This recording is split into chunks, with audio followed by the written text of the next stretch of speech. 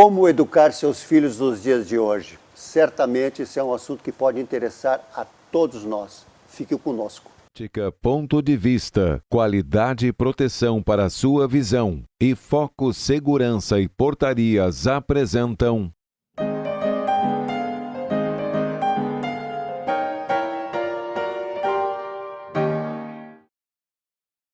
Médico formado pela Universidade Federal de Pelotas, estudou psiquiatria e psiquiatria da infância e adolescência no Hospital de Clínicas de Porto Alegre e atualmente também é professor da Universidade de Passo Fundo. O meu convidado de hoje é o psiquiatra Dr. Jefferson José Rodrigues Escobar. Seja muito bem-vindo para o programa, meu caro amigo Jefferson. É um prazer poder te receber aqui. Muito obrigado, Jorge. Tu sabe que é sempre um prazer conversar contigo, né? A gente já tem uma longa trajetória de conhecimento, né? Então, quando eu aceitei o teu convite, fiquei muito feliz por estar aqui daí, tá? E eu tenho certeza, porque eu assistindo algumas lives que tu fazes, eu disse, não, mas o Jefferson precisa estar aqui comigo, porque esse assunto é extremamente importante, principalmente porque vem com uma história muito grande, né? Com certeza. E eu queria te deixar muito à vontade para que tu pudesse colocar desde o início lá, quando se falava então das primeiras ondas comunicativas. E o tempo é todo teu, por favor. Ah, mas que responsabilidade, né, Jorge? Tu me botar nessa... Mas eu sei que eu posso apostar, viu? Tá, nessa sinuca de canto, como dizem, né, Tchê? Buenas. É que o que está acontecendo, né? Depois do evento que a humanidade toda vivenciou e está vivenciando, que foi a pandemia do Covid-19, né?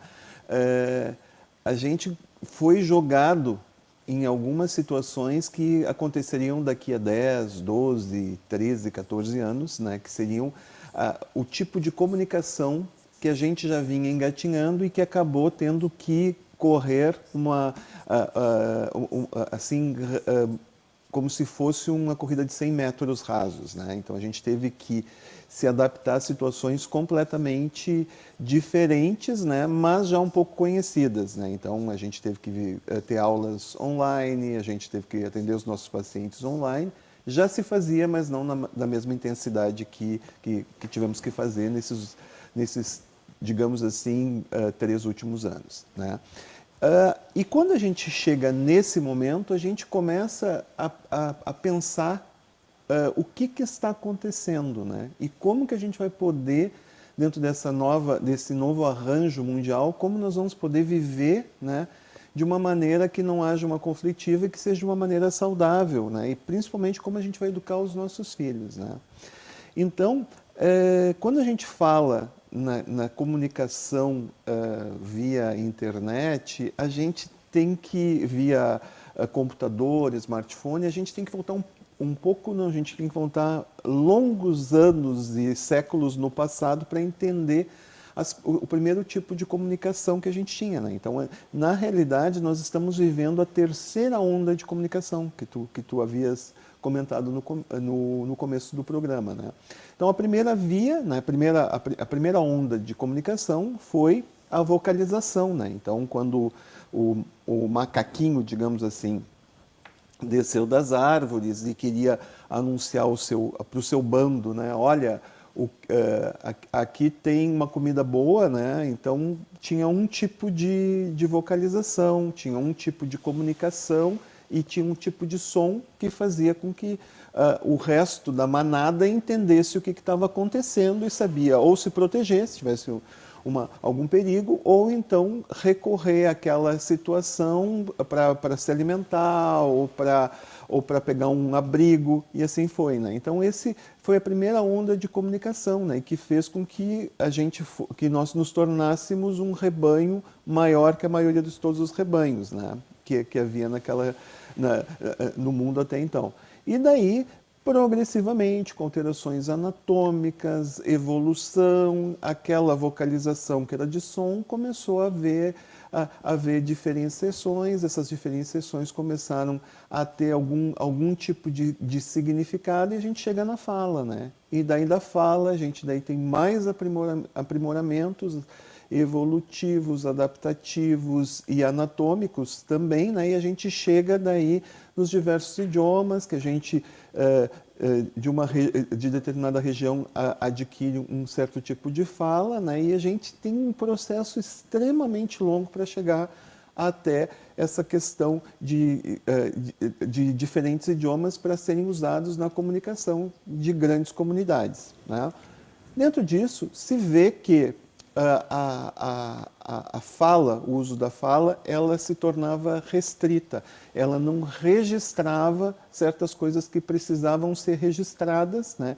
E daí faz com que o homem comece a pensar, primeiro a desenhar as suas atividades do dia a dia, as suas técnicas de caça, começa a ter alterações anatômicas, né? Começa a se usar cada vez mais a apreensão, né? O processo de apreensão, melhora cada vez mais a motricidade fina, melhora a motricidade ampla e a gente vai se diferenciando progressivamente. Então, uma comunidade que tinha ficado numa caverna deixa a sua história de como cuidar e cuidar-se dentro daquele espaço. Então, a gente começa a entrar na segunda onda de comunicação, que seria o registro impresso da história daquela comunidade, daquele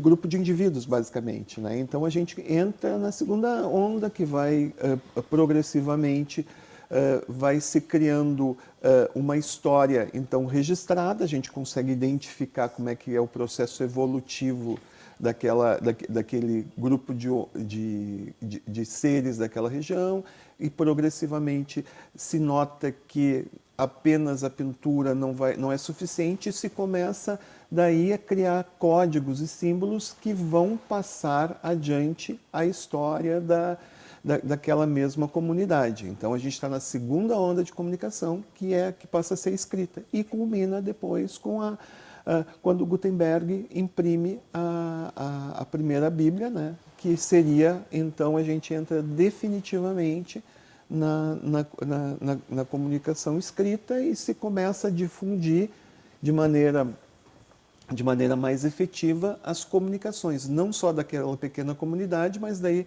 de uma comunidade que está aqui, ela pode receber informações da comunidade um pouco mais distante. Se começa quase com um processo de globalização, mas não tão efetivo como que a gente está vendo agora, né? Daí, então, dentro desse processo de evolução, se tem duas ondas que a gente surfa, né? Tanto da fala, né? Como da escrita, e se começa, então, a tentar, né? Passar cada vez mais, atingir, como a gente está fazendo agora, as informações para um grupo maior de indivíduos. Então, daí começa a vir telégrafo, começa a vir outras formas de comunicação, né? O sistema de correios, né? com a escrita, e assim a gente tem, num determinado período de tempo, né? Tanto a fala quanto a escrita chegando a lugares cada vez mais distantes, né? Com telefone e assim por diante.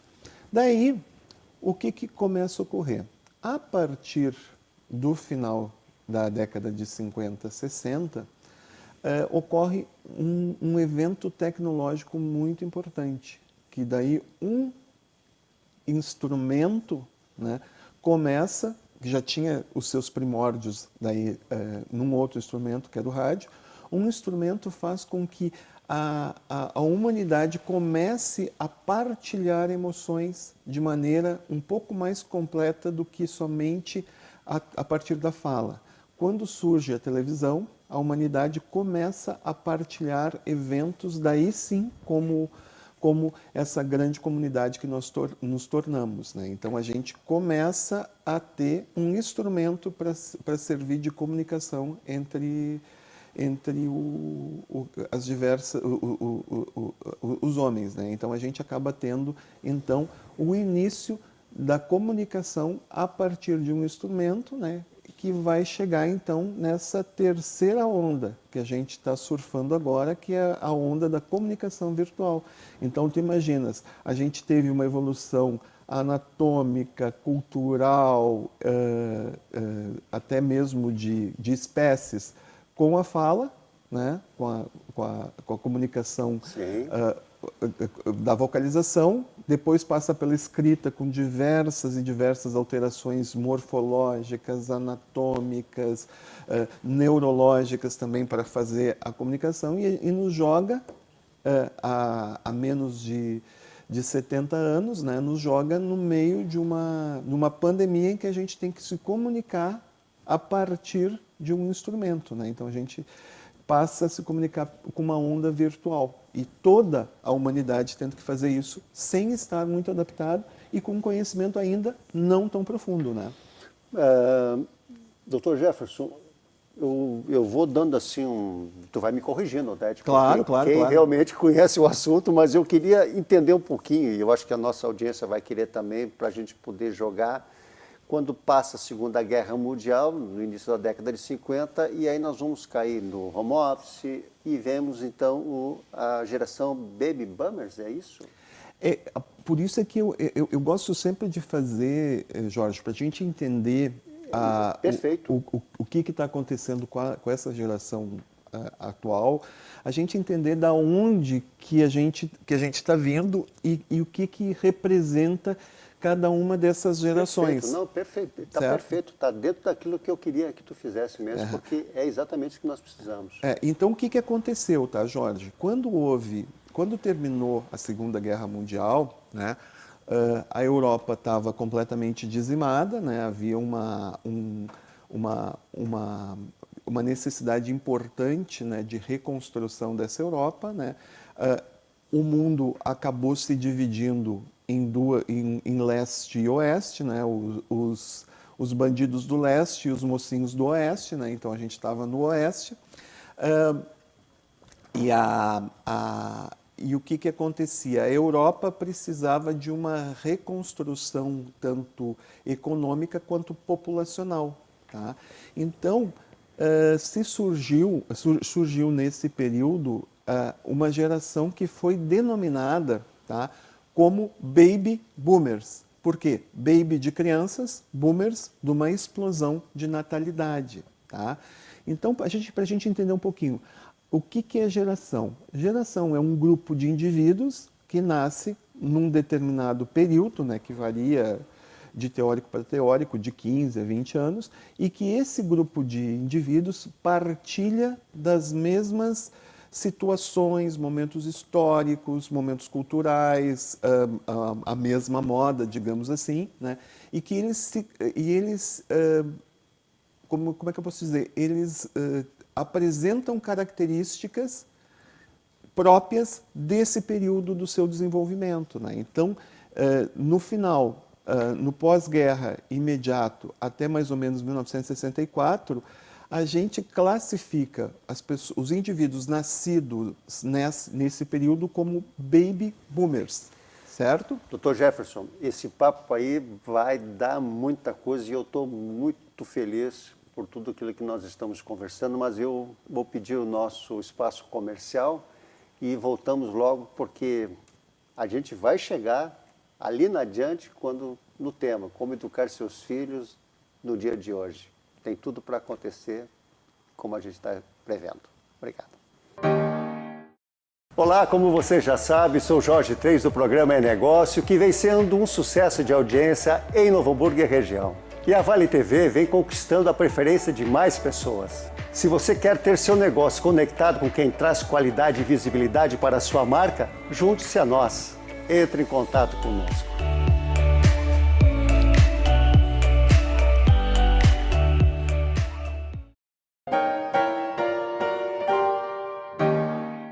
Nós estávamos falando antes do intervalo sobre a geração Baby Boomers. Meu caro doutor, por favor, continue, porque esse assunto aqui é muito legal, histórico e uma experiência maravilhosa, que eu tenho certeza que muita gente vai gostar de ouvir também. Certo. Bom, então, como a gente falou, né, as características históricas dessa geração eram, então, uma reconstrução europeia, o mundo dividido em dois lados, né, e uma situação muito específica, tá? Nesse período, para que houvesse, pegando daí a parte dos negócios, tá, Jorge? Para que houvesse uma situação de reconstrução mais efetiva, não se tinha muito espaço para empresas menores. Então, a gente tinha daí as grandes corporações, certo? Então, nessas grandes corporações, os homens trabalhavam, a mão de obra era essencialmente masculina, né? A família era desenhada da seguinte maneira: era o homem como provedor, né? A mulher como cuidadora dessa prole, que era uma prole bem maior, né? E essa família tinha uma particularidade, era uma família baseada na figura do pai. Tá? O pai é quem utilizava a sua força de decisão. Era o pai que era o provedor e ele que decidia. E o que aconteceu? Nesse processo, a gente encontra algumas questões que vão fazer com que a gente tenha dificuldade de educar os nossos filhos nos dias atuais. Quais são? Uma família ela tem que ter um equilíbrio. Tá? O equilíbrio dessa família é em duas funções. Tá? Eu digo funções, não em figuras. Tá? Porque essas funções, quando eu falo em funções, essas funções podem ser exercidas tanto por um pai, tanto por uma mãe, quanto por duas mães, quanto dois pais, pensando na configuração da neofamília. Então, o que aconteceu? A função materna é aquela que a gente sabe. Meu filho não está fazendo isso. A mãe passa a mão, né? A mãe, ela tudo pode, né? Ela sempre dá um jeitinho de proteger o filho. A ideia do processo de maternidade é que a criança ela vai ter um problema, a mãe rapidamente, vamos pegar um bebê, por exemplo, vamos ver se o bebê tá cocô, vamos ver se o bebê tá xixi, vamos ver se ele está com fome, se ele está com sede. Então, a criança chora e imediatamente a mãe vai lá e tenta satisfazê-la. Um mundinho perfeito, né? Um mundinho perfeito, que segundo a Melanie Klein e Freud também, né, os papas da psicanálise, chamam do mundo interno. Tá? A criança tem a ideia de que ela está numa bolha, né? E que a mãe, porque ela atende rapidamente todas as demandas daquele bebê, a mãe faz parte, a mãe seria um braço dela, a mãe não teria uma individualidade. Isso a gente chama da simbiose que o bebê tem com a mãe. Né? Ele não entende ele como uma entidade individual e a mãe uma entidade individual. O que ocorre? Todo mundo fala que a Melanie sempre fala mais da função materna. Mas a Melanie, para mim, ela foi cirúrgica quando ela descreveu a função do pai. A função do pai é a seguinte: ele tem que sequestrar aquele bebê daquele mundo idílico e apresentar aquele bebê para o mundo externo. Então, isso seria uma frustração. O pai, a partir daquela atitude que ele faz, ele vai criar uma crise naquele bebê. E são nas crises que a gente cresce. São nos momentos de dificuldade que a gente procura soluções. Ao mesmo tempo que ele sequestra o bebê do mundo interno, a função do pai também vai ser de que aquela criança aprenda as regras sociais que estão sendo propostas pelaquela sociedade. Então, o que ocorre? Ele vai dizer assim: olha aqui, meu filho, tu quer ter aquele carrão, tá? Tu não tem condições de ter aquele carrão com 6, 7 anos, mas no futuro tu tem. Se tu cumprires as regras, se tu fores fazendo uma formação adequada, estudares adequadamente, te formares, teres uma atividade profissional adequada, que tu te sinta satisfeito, vai ser teu. Tu entende? Mas a criança não vai ganhar aquele carro, não vai ganhar aquilo que ela deseja naquele momento imediato. Então, isso é a função paterna. A função paterna é da crise, causar uma crise. E a gente vê essa falta de função paterna desaguando agora. E por que isso ocorreu? Tá, Jorge? Ocorreu porque, se a gente for pensar na geração Baby Boomers, a gente vai ter uma situação muito característica. Tá? Então, do México para baixo, em toda a América Latina, tá, nós vamos ter regimes ditatoriais.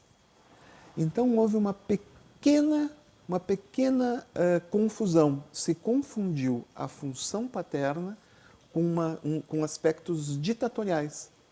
Então, quando tu tenta organizar o processo do caos, que também é uma função paterna, tanto que a gente, quando está caindo o avião, o mais ateu se torna o mais fervoroso religioso, que diz, ai meu Deus, a gente se dirige a um ser superior que tem Pai Nosso, né, que estais no céu, que ele organiza o caos. Então também é essa função a do pai, ele chegar e organizar. Sempre falando função, pode ser exercida tanto por uma mãe, por uma avó, por um avô, né, dentro desse conceito. Tá? Então essa seria a função paterna. Só que o que acontece? Como a gente tem um regimes de exceção em que há uma confusão em ser rigoroso, tá, com a rigidez, tá, a função paterna acaba sendo confundida com questões ditatoriais. E daí se entra num processo de que é proibido proibir, aquela coisa toda. Conflitante, permanente. A questão conflitante. E que faz com que a gente vá tendo todas algumas dificuldades na geração atual. Tá? Então, isso se tornou muito difícil, né? Que a gente quebrasse essa confusão, esse processo de confusão. Né?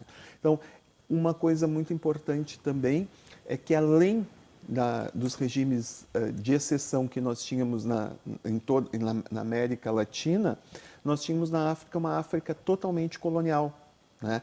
Um mundo completamente desconhecido para nós, que era a China, né? A gente sabia muito pouco. Os orientais a gente tinha como os vilões que atacaram os Estados Unidos. Né? Então, esse era o arranjo da geração Baby Boomers. Né? E uma coisa muito, muito importante que acontecia nessa geração é que eles eram os empregados, né? Eles eram a mão de obra dessas grandes corporações, né? Que eram corporações que se viu no decorrer do tempo, evolutivamente, que elas seriam muito pesadas de serem mantidas. Tá? Então, o que ocorre? A gente sai da geração Baby Boomers ali por 64, a partir de 64 vem a geração X. Tá? X da questão. O X da questão, que provavelmente seja a nossa geração. Tá? A geração X, ela já tem uma característica um pouco diferente da geração dos baby boomers. O que acontece? A família começa a mudar um pouquinho. Tá? Porque o que ocorre?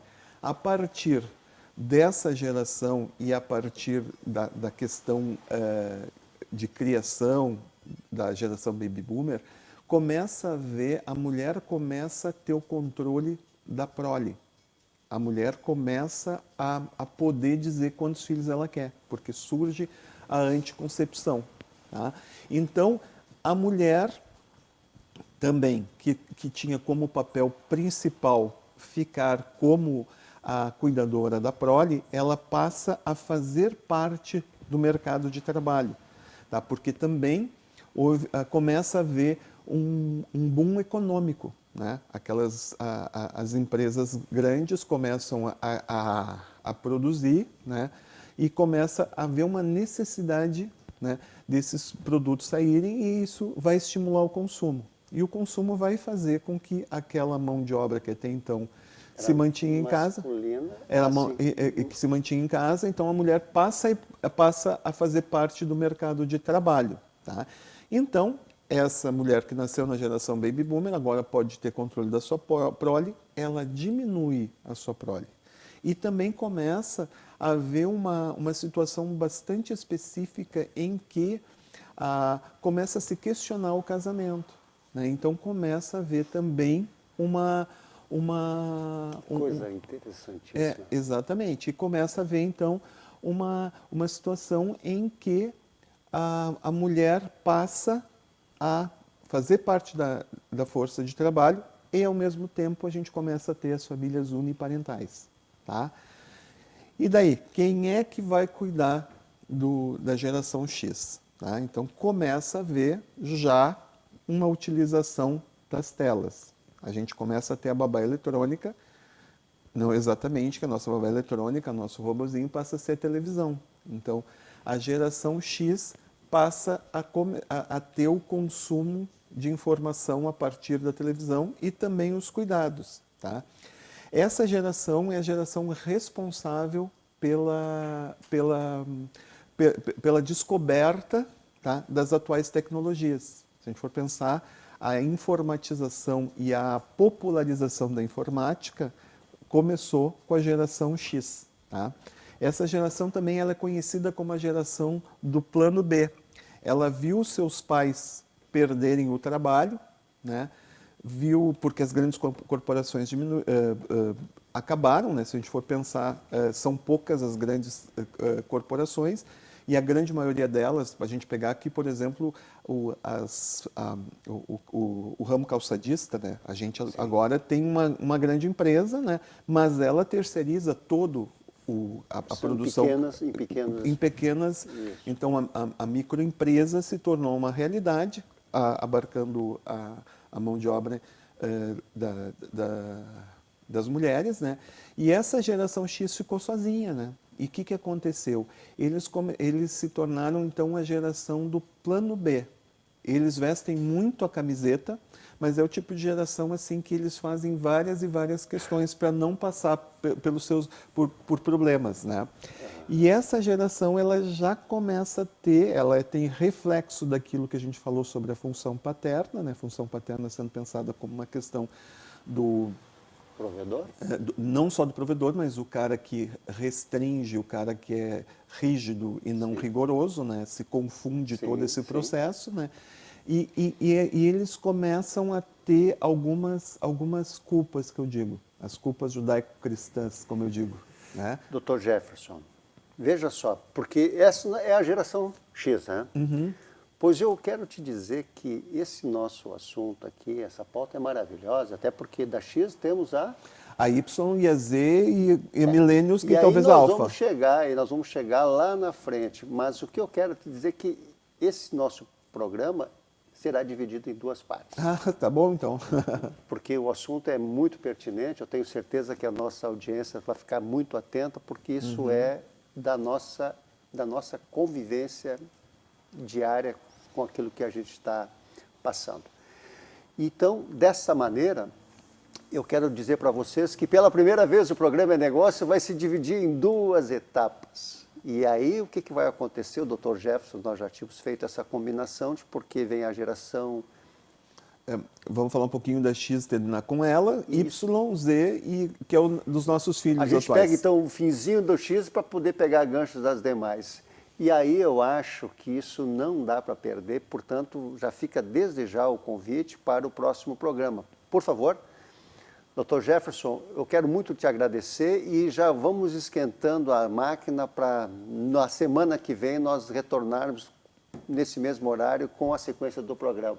Está fechado? Fechadíssimo. Esperamos todos vocês. Uma boa noite, uma excelente quarta-feira e um resto de semana maravilhoso. Estejamos em paz, estejamos com Deus.